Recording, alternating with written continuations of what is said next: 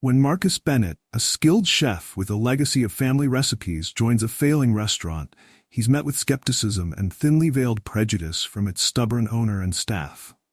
As he slowly begins to introduce change through his rich cultural dishes, the restaurant's fortunes begin to shift, but so do the simmering tensions beneath the surface.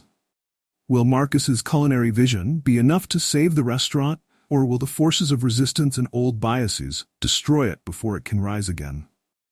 Before we get started, make sure to hit that like button, subscribe for more exciting content, and let us know where you're watching from in the comments. Now, let's dive in. Marcus Bennett stood in front of the small, nondescript restaurant, taking in the faded sign that hung above the door. The silver spoon. The paint on the sign was chipped, the letters barely visible after years of neglect. From the outside, the restaurant looked as tired as its name, its heyday long gone, left behind in an era where it had been the talk of the town. Now, it barely managed to pull in enough customers to keep its doors open. And that's why Marcus was here. He had heard about the job from a mutual acquaintance who had mentioned in passing that the restaurant was in desperate need of fresh ideas, new energy. For Marcus, it was an opportunity. He had spent years working in kitchens, honing his skills, always dreaming of having a chance to showcase his family's unique recipes. Recipes passed down from his grandmother, flavors rich with history and culture. The thought of breathing new life into the silver spoon excited him. But there was a gnawing feeling in the pit of his stomach. He knew what it was. Doubt. Not doubt in his ability, but in whether the people running this restaurant would accept him. He had encountered too many doors shut in his face, too many no's, before even getting a chance to prove himself. Still, Marcus had hope. When he stepped through the door, his first impression matched the exterior. Faded, outdated, lacking energy. There were only a few customers scattered throughout the dining area, and the staff moved about lethargically. The smell of food lingered in the air, but nothing about it felt vibrant. A tall, broad-shouldered man with graying hair stood behind the counter. "Richard?" Marcus recognized him immediately from the brief conversation they'd had over the phone. Richard was the owner, and he wore the stress of his failing business like a heavy coat. As Marcus approached, Richard barely looked up from the clipboard in his hand. "You must be Marcus," he said, his voice flat and distracted. "You're here about the chef position." Marcus nodded. "That's right. I'd like to talk to you about some ideas I have, some new dishes that could really—" Richard cut him off before he could finish. "Look, kid, we're not looking for anything fancy. We just need someone who can follow the menu, make sure the food gets out on time, and not mess things up. Got it?" Marcus clenched his jaw, feeling the dismissiveness in Richard's tone. He wasn't being hired for his creativity or his talent, just to fill a spot, keep things running as they always had. Richard didn't see him as someone who could bring real value to the restaurant, and it stung. But Marcus had dealt with this kind of treatment before. He had learned to swallow his pride, at least in the beginning. "I understand," Marcus replied, keeping his voice calm. "But I think it might be worth trying something different. I've got some family recipes, things I've been perfecting for years. There?" Again, Richard waved him off. "We'll see. Just get in the kitchen and make sure you know how to handle the basics. We'll talk about changes later." Marcus nodded, though frustration bubbled beneath the surface. This was a chance, even if it wasn't the one he had hoped for. He would prove himself, but he knew it wasn't going to be easy. Richard clearly had no interest in innovation or taking risks, and the rest of the staff, well, their eyes followed Marcus with a mix of curiosity and skepticism as he made his way to the back. He could already sense that some of them didn't think he belonged. The kitchen was small, cramped, and cluttered. Tom, the head chef, greeted him with a curt nod and little else. Tom was a tall, stocky man, his face lined with years of stress and hard work. He didn't say much as Marcus started his shift, just handed him tasks and moved on, barely giving him a second glance. As the day went on, Marcus noticed the dishes coming out of the kitchen were simple, uninspired. Burgers, bland pasta, overcooked steak, the kind of food that might have appealed to the locals a decade ago, but wasn't bringing anyone new through the door now. Every now and then, Marcus would catch a glimpse of a dissatisfied customer, quietly pushing their food around their plate, as if trying to find something redeeming in the dish. By the end of the night, Marcus felt a mixture of exhaustion and frustration. This place needed more than just a minor fix, it needed a complete overhaul. But he wasn't sure Richard would ever let him make the changes that could save it. As Marcus wiped down the counters, Tom came over, leaning against the sink. "So, what do you think?" he asked, his tone indifferent. "It's a start," Marcus said carefully, not wanting to insult the place on his first day. "But I think we could really improve things with some new dishes. Something more exciting, more flavorful." Tom shrugged. "Richard's stuck in his ways. We've tried changing things before. Didn't work. People around here don't want fancy stuff." "It's not about being fancy," Marcus countered. "It's about offering something different. My family recipes, they're not complicated, but they're full of flavor. I think they could really bring in more customers." Tom raised an eyebrow, clearly skeptical. "Good luck convincing Richard of that." Marcus sighed, knowing it wouldn't be easy. But as he left the restaurant that night, his determination only grew stronger. He wasn't here to be just another chef, going through the motions. He had something to offer, something special, and he wasn't going to let prejudice or closed minds stop him. The silver spoon was on the verge of collapse, and Marcus was certain that he could save it if only he were given the chance. Tomorrow, he would start small. A dish here, a suggestion there, and eventually, they would see. They would have no choice but to see. Marcus arrived early the next morning before the rest of the staff to familiarize himself with the kitchen. He needed to think through his plan, how he could begin introducing his recipes without stepping on too many toes. He knew that if he pushed too hard, he'd be met with even more resistance from Richard and Tom, both of whom seemed set in their ways. But if he could just sneak in one or two dishes, just a taste of what he had to offer, maybe they'd start to see the potential. The kitchen was eerily quiet in the early hours. The hum of the refrigerator and the faint clatter of cookware, the only sounds in the otherwise still space. As Marcus stood at the counter, he couldn't help but think back to his grandmother's small kitchen. It was nothing fancy, but the smells that came from that place, the slow-cooked stews, the rich spices, the comforting warmth of her homemade bread, those memories were the heart of his cooking. His grandmother always told him, food isn't just about feeding people, it's about connection. When you cook, you share your soul. Marcus had carried those words with him into every kitchen he'd ever worked in, and he intended to bring that soul into the silver spoon, if they'd let him. The door swung open, breaking the quiet, and Tom strode in, a newspaper tucked under his arm. He gave Marcus a glance, acknowledging his early arrival, but said nothing as he started preparing for the lunch rush. Marcus could tell by the stiffness in Tom's demeanor that he wasn't interested in making small talk. But Marcus wasn't here for pleasantries. He was here to make a difference. Midway through the prep work, Marcus decided to take a chance. Without saying much, he pulled out a few ingredients from the fridge, fresh vegetables, spices he had brought from home, and some chicken thighs. He'd start with something simple, a dish his grandmother used to make, a comforting stew with tender chicken, slow-cooked vegetables, and a rich, savory broth. It wasn't flashy, but it was full of flavor, the kind of dish that lingered in the memory long after the plate was empty. Tom eyed him from across the kitchen, but didn't comment as Marcus got to work. As the stew began to simmer, the fragrant aroma filled the room, drawing the attention of the kitchen staff, and even some of the waiters who peeked in from the dining area. One by one, they started to drift over, curious about what was cooking. "Smells good," Sophie, one of the waitresses, said as she leaned against the counter. "What's that?" Marcus smiled. "Just something my grandmother used to make. Simple, but hearty." Sophie smiled back, intrigued. "We could use something different around here. Everything's been the same for years." Marcus appreciated her enthusiasm, but he knew that not everyone would be so open to change. Richard, in particular, had made it clear that he wasn't interested in taking risks. As if on cue, Richard walked into the kitchen, his face set in a scowl as he saw Marcus stirring the pot. "What's going on in here?" Richard asked, his voice tight. "I thought I'd try something new," Marcus replied, keeping his tone neutral. "I made a stew. Nothing fancy, but I think the customers will like it, Just thought we could offer a special for lunch today. Richard folded his arms, unimpressed. We don't need new specials. We need consistency. People come here because they know what to expect. With respect, Marcus said carefully, that's the problem. People aren't coming here anymore. What we're offering isn't working. I think we could use something fresh, something with a bit more flavor.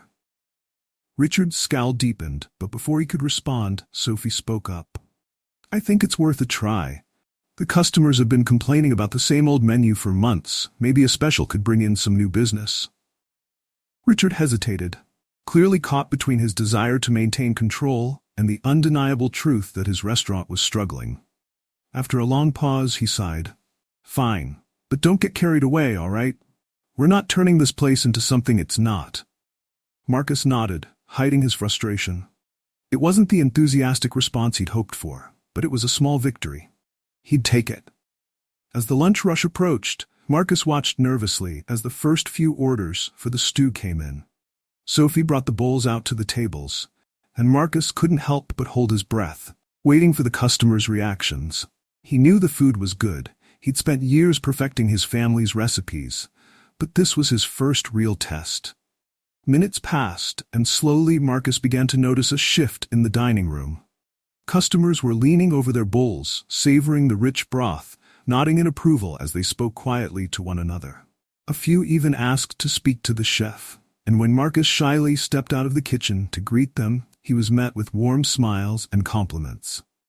This is fantastic, one customer said, shaking Marcus's hand. Best thing I've had here in years. You should keep it on the menu. Sophie caught Marcus's eye from across the room and gave him a thumbs up. It felt like a breakthrough, a moment where everything Marcus had worked for was finally paying off. But the elation was short-lived. When Marcus returned to the kitchen, he found Tom standing near the stove, his arms crossed and a scowl on his face. So what now? You think you're going to just come in here and take over? Change everything? Marcus blinked, taken aback by the hostility. I'm not trying to take over. I just thought. Thought what? Tom snapped, cutting him off. That you could waltz in here with your fancy dishes and fix everything? This place has been running just fine without you. Marcus felt the sting of Tom's words, but he stood his ground. This place isn't running fine, Tom. It's barely staying open. I'm just trying to help. Tom's jaw tightened, and for a moment Marcus thought the man might say something else, but instead he turned and walked away, leaving Marcus standing alone in the kitchen, frustration simmering just beneath the surface. It wasn't just about the stew, Marcus realized. It was about change, about the fear of something new, about people like Tom and Richard who couldn't see beyond their own narrow perspectives. No matter how much Marcus proved himself, there would always be those who didn't want him there, who saw him as an outsider, an intruder in their world. But Marcus wasn't going to give up. The stew had been a success, and that was just the beginning. He had more to offer, more dishes to share, more ways to bring life back into the silver spoon. It wouldn't be easy, and he knew there would be more resistance, but Marcus was ready for the fight. Because this wasn't just about saving a restaurant. It was about proving his worth, about standing tall in the face of doubt and prejudice. And Marcus Bennett had spent his entire life doing just that. The success of the lunch special had sparked something within the silver spoon, and Marcus couldn't deny the small swell of pride that came with it. Customers had been talking about the stew, asking if it would become a regular item on the menu, and even some of the staff, those who had previously given him skeptical looks, were warming up to him. But not everyone was on board. As the days passed, Marcus noticed the cold stares from Tom and the indifferent, almost begrudging tolerance from Richard. While Sophie and a few of the waitstaff had been supportive, Tom's resentment seemed to deepen with every dish Marcus prepared. He could feel it festering in the kitchen, like an unspoken tension that clung to the air. Marcus knew he had to tread carefully. One wrong move, and it could all unravel. One evening, after the dinner rush had slowed, and most of the staff had gone home, Sophie stayed behind, as she often did, to help clean up. She was one of the few people in the restaurant who seemed genuinely interested in Marcus's story.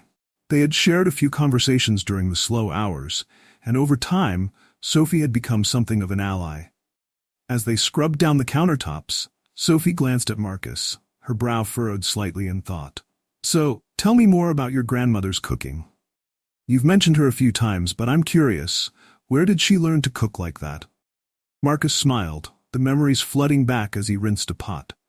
"She grew up in the South, learned everything from her mother, who learned from her mother. It's been passed down for generations. Cooking was never just a task for her. It was how she communicated with people, how she showed love. Every dish had a story behind it." Sophie leaned against the counter, her arms crossed. "It shows. The way you cook, it's different. There's something personal about it." Marcus paused for a moment, wiping his hands on a towel. "Yeah, I guess you could say that. When I'm in the kitchen, I'm not just following a recipe. I'm trying to capture those memories, that history. It's like I'm sharing a part of myself." Sophie nodded thoughtfully, her eyes softening. "I can see that, and I think the customers are starting to see it too. That stew you made, it wasn't just good, it was comforting, familiar, but in a way that felt new. Like something they didn't know they needed." Marcus appreciated Sophie's words more than he let on. Her openness was a welcome contrast to the wall he kept hitting with Richard and Tom. But as much as Sophie's support lifted his spirits, the nagging doubt still lingered in the back of his mind. Could he really break through that resistance, or would the restaurant's old guard eventually force him out? He knew he had to do more. The stew had been a small victory, but if he was going to make any lasting changes, he needed to expand his influence in the kitchen. The idea had been floating in his mind for days, but he hadn't yet had the courage to speak to Richard about it. Marcus wanted to overhaul the entire menu.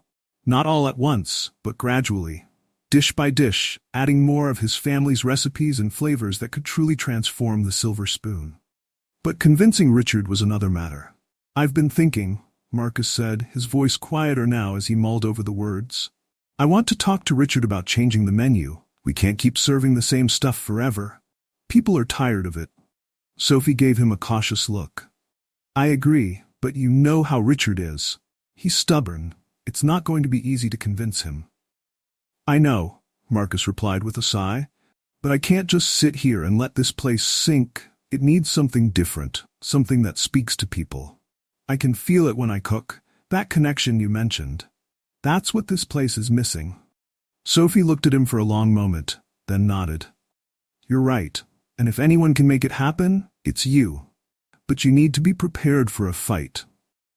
Marcus appreciated her honesty, but the thought of another battle with Richard weighed heavily on him. Every interaction with the man felt like walking on eggshells. Even when things were going well, Marcus could sense Richard's reluctance to fully embrace him or his ideas. The problem wasn't just the food, it was Marcus himself. He could feel the invisible barrier that Richard had erected, and no matter how good the food was, it seemed like nothing would be enough to break through that wall of prejudice. The next day, Marcus decided it was time to have the conversation. As the lunch shift came to an end and the kitchen quieted down, he found Richard at his usual spot behind the counter, going over receipts and figures. The lines on his face were deeper than ever, etched by years of stress and frustration. The restaurant might have been picking up, but it was still far from thriving. Marcus knew that if things didn't turn around soon, the Silver Spoon wouldn't survive much longer. "Richard," Marcus said, approaching cautiously, "do you have a minute?" Richard looked up from his papers, his expression as guarded as ever. "What is it, Marcus?" "I've been thinking about the menu," Marcus began, choosing his words carefully. "We've had some success with the stew, and I think it's time we consider adding more dishes like that. Something new, something that brings people in." Richard's eyes narrowed slightly, but he didn't interrupt, so Marcus pressed on.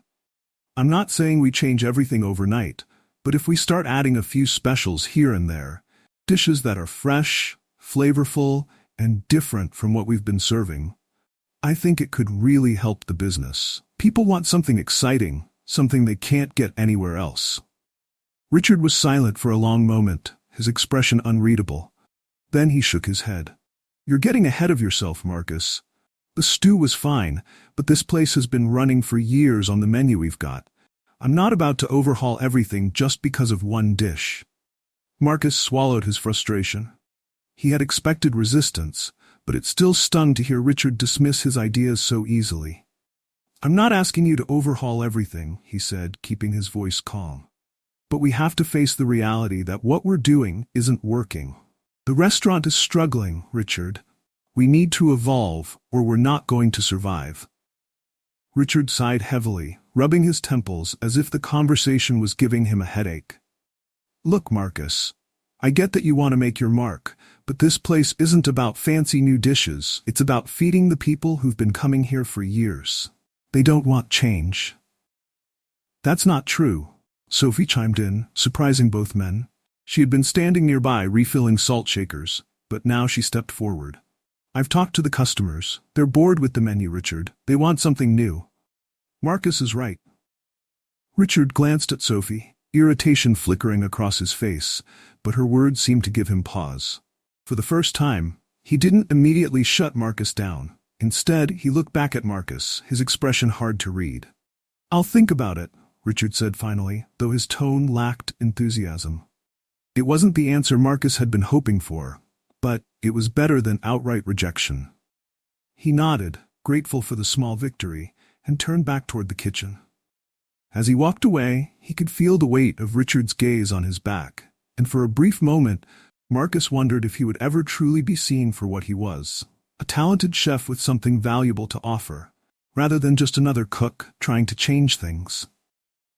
Days turned into weeks, and while Richard hadn't outright rejected Marcus's ideas, the pace of change was painfully slow. The stew remained a customer favorite, yet Richard continued to cling to the old menu, as if making more changes would be admitting that his original concept for the silver spoon had failed. Marcus found himself caught in a frustrating limbo. His talent was acknowledged, but only in small doses. The restaurant needed a more dramatic overhaul if it was going to survive, but Richard refused to commit fully. Despite this, Marcus didn't give up. He continued to introduce small, subtle changes, using specials as a way to test new recipes. Every time he brought one of his family's dishes to life in the kitchen, it was met with enthusiasm from the customers, but there was still resistance behind the scenes. Tom, in particular, had grown colder, his silence now laced with disdain. He no longer spoke to Marcus unless absolutely necessary, and when he did, it was curt, almost hostile. Tension hung thick in the air, unspoken but felt by everyone in the kitchen. Marcus could tell that Tom resented the success of his dishes, perhaps feeling that his own place in the kitchen was threatened. Marcus wasn't trying to take over, but he understood how it might look that way to someone like Tom, who had been there for years, watching the restaurant slip from its prime. And yet, Tom couldn't deny that Marcus's food was drawing in more customers. The restaurant had seen a slight uptick in business, with new faces coming in regularly to try the specials. One evening, after another busy dinner service, Marcus found himself alone in the kitchen, cleaning up. He had just finished scrubbing down the counters when Tom entered, his face set in a grim expression. The air between them felt charged, as though something had been building for weeks and was now on the verge of spilling over. "You think you're pretty special, don't you?" Tom said, his voice low but sharp. Marcus looked up, surprised by the sudden confrontation. "What are you talking about?" Tom took a step closer, his arms crossed tightly over his chest. "You come in here with your fancy dishes and your big ideas, and now everyone thinks you're the one saving this place. You think that just because you've got some family recipes, you're better than the rest of us?" Marcus could feel his patience wearing thin. He had tried to be respectful, to work within the system Richard had built, but Tom's attitude had been growing increasingly unbearable. "I'm not trying to be better than anyone," Marcus replied, keeping his voice steady. "I'm just trying to help the restaurant succeed. We're all here to do the same thing, aren't we?" Tom scoffed, his eyes narrowing. "You don't get it, do you? This place has been running fine for years without your so-called help." "That's not true, Tom, and you know it," Marcus said, his frustration finally surfacing. "This place was barely hanging on before I got here. The food was stale, and the customers were leaving. I'm not trying to steal your spotlight, but we need to evolve if this place is going to survive." Tom's expression darkened. Evolve? Is that what you call it? Turning this place into something it's not? We've got regulars who come here for the same things they've been eating for years. They don't need your evolution. They're not enough to keep this place open, Marcus shot back. You've seen the numbers, Tom. You know as well as I do that if we don't bring in new customers, we're done.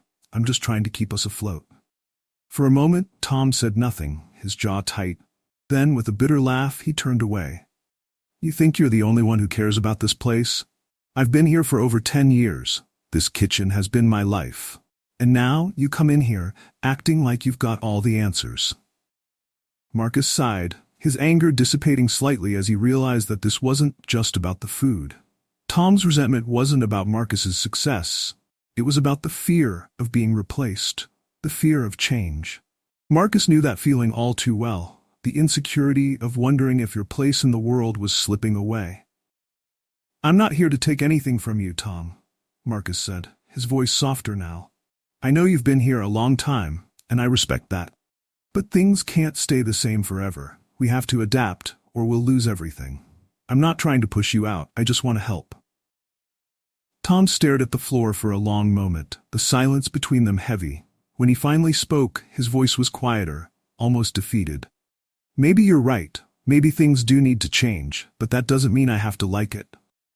Marcus nodded, understanding the sentiment. I get that. Change is hard, but if we work together, we can make this place better than it's ever been. I don't want to fight you, Tom. I want us to succeed. Tom didn't respond, but the tension in his posture seemed to ease just slightly. Without another word, he turned and left the kitchen, leaving Marcus standing alone in the dim light, wondering if they had just reached a breakthrough or if the division between them was too deep to bridge. The following morning, Marcus arrived early as usual, but something felt different. Richard was already in the dining room, pacing back and forth with a look of agitation on his face. Marcus approached cautiously, unsure of what had caused this sudden burst of energy. "Richard, is everything all right?" Marcus asked. Richard stopped pacing and looked at Marcus, his expression a mixture of frustration and desperation. "No, everything is not all right. We've got a major catering job coming up next week, a big event that could really put us back on the map. And if we screw it up, that's it. We won't survive." Marcus's heart raced. This was the kind of opportunity he had been waiting for. A chance to showcase what the restaurant could do with fresh ideas and bold flavors. But he knew that Richard wouldn't hand the reins over so easily. "I know this is a big deal," Marcus said carefully, "and I think if we approach it the right way, we can knock it out of the park. But we need to offer something new. Something that will impress people." Richard hesitated, his usual stubbornness flickering across his face. "I don't know, Marcus. This is a huge risk. What if your new ideas fall flat?" "They won't," Marcus said, confidence growing. "I'll handle the menu myself. We'll do a mix of what people know, but we'll also bring in some fresh, exciting dishes, something that'll make people talk about us for weeks afterward. You've seen the response to the specials. People want this." Richard stared at him for a long time, the weight of his decision visible in the lines of his face. Finally, he let out a long sigh. "All right, you've got your chance. But if this goes wrong, it's on you. Understand?" Marcus nodded, a surge of adrenaline rushing through him. This was it. His chance to prove, once and for all, that his ideas could save the Silver Spoon. The days leading up to the event were a whirlwind of preparation. Marcus worked tirelessly, planning a menu that blended his grandmother's traditional recipes with modern techniques, creating a lineup that would appeal to both the restaurant's loyal regulars and new customers. He crafted dishes that were bold, yet comforting, familiar, yet exciting, all while juggling the day-to-day operations of the kitchen. Despite the pressure, there was a palpable sense of excitement in the air. Sophie, as always, was supportive, helping wherever she could, while even Tom seemed to have softened, working alongside Marcus with a quiet but steady presence. For the first time since he had arrived, Marcus felt like there was real potential in the air, like the restaurant was finally on the verge of something great. The night of the event arrived, and the restaurant was packed. People from all over the area had come to see what the Silver Spoon had to offer, and Marcus felt the weight of their expectations pressing down on him. But as the first plates went out, filled with vibrant, flavorful dishes, Marcus knew in his heart that this was the turning point. The buzz in the dining room grew with each course. Guests praised the food, complimenting the blend of flavors, the creativity, the heart in every dish. By the end of the night, Marcus stood in the kitchen, exhausted but triumphant, knowing that they had done it. The Silver Spoon was no longer just a fading memory. It was alive, vibrant, and full of potential. The aftermath of the catering event was like nothing Marcus had experienced before. The Silver Spoon was buzzing, not just with the hum of the kitchen, but with a new sense of purpose and excitement. Word of the event had spread far beyond the local area, drawing attention to the small, struggling restaurant that had, almost overnight, become the talk of the town. Reservations were filling up, and for the first time in years, the Silver Spoon had a waiting list. Marcus stood in the kitchen, watching as orders came in faster than they had in months. The sounds of the busy restaurant, the clatter of plates, the murmur of conversations, the sizzle of food on the grill, felt different now. It was no longer a place that was just trying to survive, it was thriving. And it wasn't just the customers who had changed. The staff, once skeptical and resistant to his ideas, were now rallying behind him. Even Tom, who had once been cold and dismissive, had begun to treat Marcus with a quiet respect. Richard, however, was harder to read. In the days since the event, he had been quieter than usual, watching from the sidelines as the restaurant surged back to life. Marcus wasn't sure whether Richard was happy with the success, or if he was still holding on to some lingering resentment. But one thing was clear, the restaurant was no longer on the brink of failure, and that was undeniable.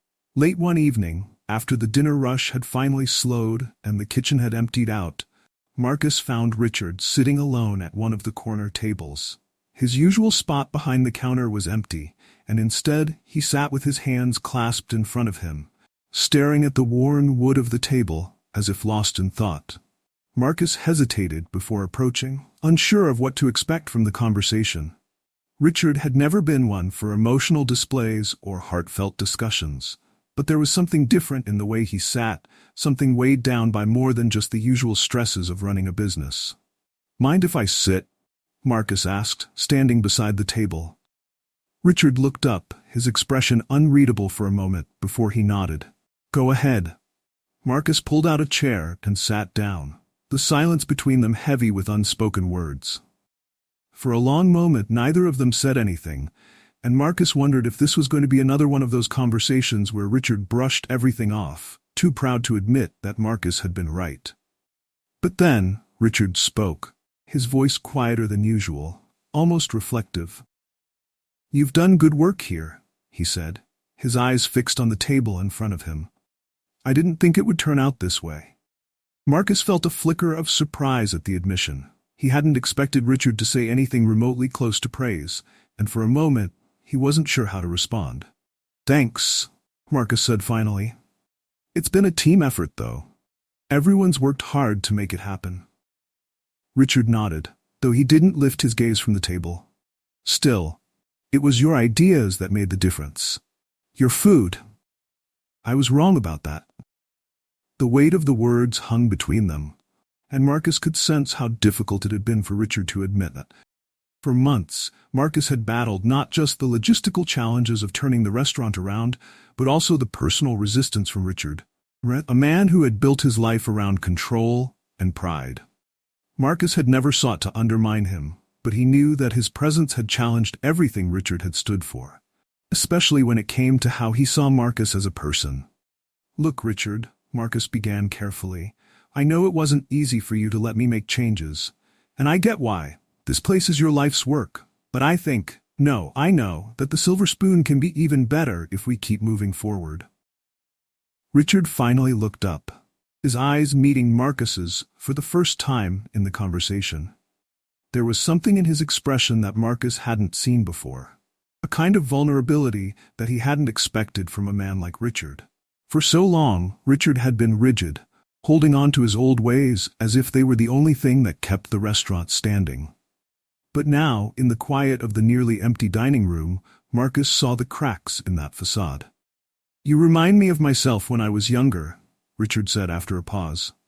"I had big ideas once, too. Thought I could change everything, make a name for myself, but somewhere along the way I lost that. This place, it became all about survival, about keeping my head above water, and I stopped taking risks." Marcus listened quietly, sensing that Richard was speaking more to himself than to him. He hadn't expected this kind of introspection from a man who had always seemed so sure of his path, so unwilling to budge from the routines that had defined his business. "When you came in," Richard continued, "I didn't want to admit that maybe I needed help. That maybe I'd been doing things wrong for a long time. And I'll be honest, Marcus, part of me didn't think someone like you could really make a difference here." The words hung in the air, heavy with the weight of what they implied. Marcus had known from the beginning that Richard's resistance hadn't just been about the food.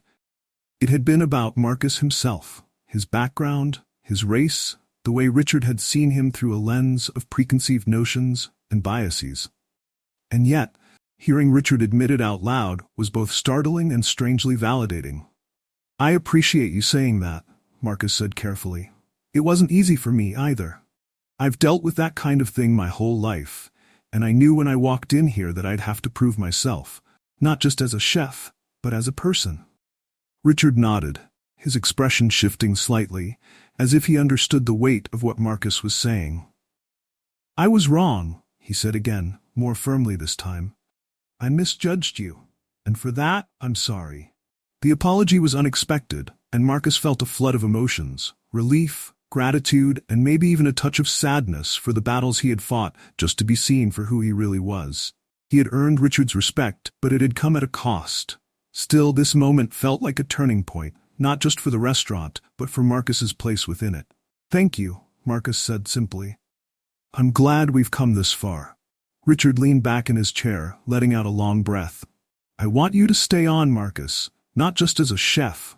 I want you to help run this place with me. We've got something good here, and I think we can make it even better if we keep pushing forward." The offer took Marcus by surprise. He had never expected Richard to offer him a leadership role, and for a moment he wasn't sure what to say. This was the validation he had been working toward, the recognition that his ideas and hard work had real value. But more than that, it was a symbol of how far they had come. Not just as colleagues, but as people who had learned to see past their differences. "I'd be honored," Marcus said, feeling a genuine smile spread across his face. "There's so much we can do here. This place has potential. More than I think either of us realized at the start." Richard nodded, a faint smile tugging at the corners of his mouth. "You're right. It's time we started thinking about the future." The weeks that followed were a whirlwind of new beginnings. Marcus and Richard worked together to expand the menu, incorporating more of Marcus's family recipes while keeping some of the old favorites that had defined the Silver Spoon for years. The restaurant continued to grow in popularity, drawing in customers from all walks of life, who were eager to experience the unique blend of flavors that Marcus had brought to the table. Sophie, who had been one of Marcus's earliest supporters, became an integral part of the new team, helping with front-of-house operations and building relationships with the restaurant's diverse clientele. Even Tom, who had once been Marcus's harshest critic, had come around. The tension between them had eased, and while Tom still kept to himself, there was a mutual respect that had grown in the kitchen, a quiet understanding that they were both working toward the same goal. One afternoon, as the lunch rush began to wind down, Marcus looked around the bustling restaurant and felt a deep sense of satisfaction. The Silver Spoon was no longer just a place trying to survive. It had become a place of growth, a symbol of what could happen when people put aside their differences and work together toward something greater. And in that moment, Marcus realized that the journey had been worth every challenge. He had come to the Silver Spoon with the hope of sharing his family's legacy, but he had found something even more valuable, a sense of belonging, of purpose, and of redemption. As the sun began to set, casting a warm glow over the dining room, Marcus felt a sense of peace wash over him. The restaurant was no longer just a job, it was a home. a place where his grandmother's recipes could live on, bringing people together in ways that went far beyond food. And for Marcus, that was the true taste of redemption. The emotional depth of Marcus and Richard's reconciliation, combined with the success of the restaurant's revival, brings the story to a satisfying and heartfelt conclusion. The themes of redemption, racial prejudice, and the power of food as a unifying force come together in a way that feels both realistic and hopeful, leaving readers with a sense of closure and inspiration. Marcus's journey from an underestimated outsider to a respected leader is both empowering and deeply human, making this final chapter a fitting end to his story. Thanks for joining us. If you enjoyed this story, don't miss the next one. Click on the video now to watch. We appreciate your support, and we'd love to hear your thoughts in the comments.